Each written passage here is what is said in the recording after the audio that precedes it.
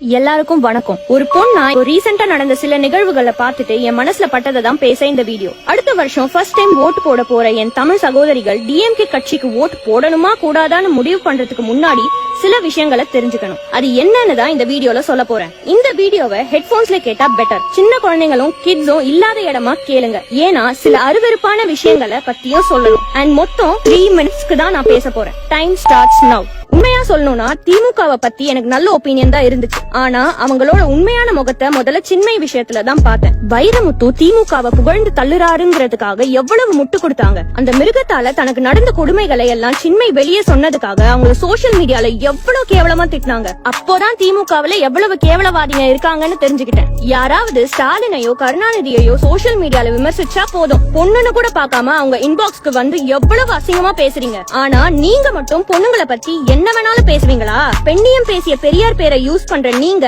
மேடை போட்டு பெண்களை பத்தி எப்படி பேசுவீங்க? தமிழிசை சொல்றா, அண்ணன் தளபதி அவர்கள் கனவு காணக்கூடாது. 3 அடி சிரிக்கி சொல்லு, ஒப்பனை போய் கேள்றி. அப்பா எனக்கு தமிழிசைன்னு ஏன் பேர் வச்சேன்னு ஒப்பனை போய் கேளு. சின்னம்மாவை அம்மாவாக்குவோம், சின்னம்மாவை அம்மாவாக்குவாங்க. நான் என்னடா நினைச்சேன்னா, ஏடா 32 வருஷமா நடராஜன் முட்டி போட்டு மேய்ஞ்சி கூட அம்மா பார்க்க முடியல, இவனுக்கு எப்படி ஆக்குவான்னு பார்த்தேன்.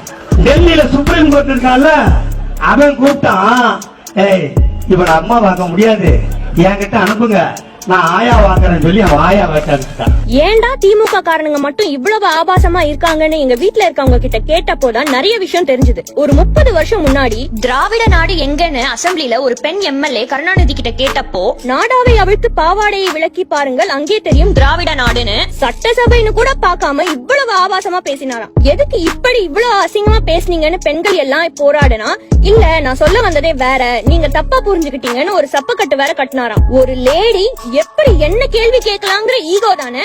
அதே கருணாநிதி பிரதமர் இந்திரா காந்தி தாக்கப்பட்டு ரத்தம் வந்தப்போ ரிப்போர்ட்டர்ஸ் கருணாநிதியோட கருத்து கேட்டப்போ, லேடிஸ்க்கு பல காரணங்களால ரத்தம் வரும், அத பத்திலாம் நான் என்ன இருக்கு சொல்ல ஒரு அருவருப்பின் உச்சகட்டமா பதில் சொன்னாராம். அவரே அப்படி இருந்தா இப்போ இருக்கிறவனுங்க எப்படி இருப்பாங்க? ஊரே அறிஞ்ச ஒரு பழைய விஷயம் ஸ்டாலினை பத்தி இருக்கு. அத நான் சொல்லல, ஆனா என்னன்னு உங்க வீட்டுல இருக்கிற பெண்கள் கிட்ட கேட்டு பாருங்க. பெட் கட்டுறேன், ஷாக் ஆவீங்க. அது மட்டும் இல்ல, இதே ஸ்டாலின் தன்னோட வைஃப கை நீட்டி அடிக்கிற ஆளுன்னு தெரியுமா? இத அவரோட மகன் உதயநிதி ஸ்டாலின் இது ஒரு மேட்டரே இல்லங்கிற மாதிரி சிரிச்சுக்கிட்டே வெக்கமே இல்லாம ஒரு இன்டர்வியூல சொன்னதை கேளுங்க. அப்போ எங்க அப்பா வந்து எங்க அம்மா அடிச்சிட்டாங்க. இப்போ ரீசெண்டா பூங்கோதைன்னு ஒரு டிஎம்கே எம்எல்ஏ சூசைட் அட்டெம்ப்ட் பண்ணிருக்காங்க. கட்சியில அவங்கள பல ஆண்கள் அசிங்கப்படுத்தி அவமரியாதை பண்ணதுதான் காரணம்னு சொல்றாங்க. இவங்க அந்த ஆண்கள் கால்ல விழுற வீடியோவை பார்த்து இந்த கட்சி எந்த அளவுக்கு ஆண் ஆதிக்கவாதிங்க இருக்க கட்சின்னு புரிஞ்சுக்கிட்டேன். இவ்வளவு ஏன் 1989ல இதே அசெம்பிளில தான் ஜெயலலிதாவை தாக்கியும் ஆடைய உருவியும் அசிங்கப்படுத்தினாங்க டிஎம்கே ஆளுங்க. அப்ப அவங்க சபதம் எடுத்துட்டு போனாங்களாம், அடுத்த முறை இந்த பில்டிங்குள்ள ஒரு சீஃப் மினிஸ்டரா தான் கால் எடுத்து வைப்பேன். அன்னைக்கு அவங்க கோவப்பட்டதுனாலதான் இன்னைக்கு நமக்கு எல்லாம் தெரிஞ்ச சிங்கப்பெண் ஜெயலலிதாவா ஆனாங்க. தன்மானம் நிறைய இருக்கிற ஒரு தமிழ் பெண்ணா நான் சத்தியமா இந்த கேடு கெட்ட டிஎம்கே கட்சிக்கு ஓட்டு போட மாட்டேன். உங்க டிசிஷனை நீங்க சிந்திச்சு எடுப்பீங்கன்னு நம்புறேன்.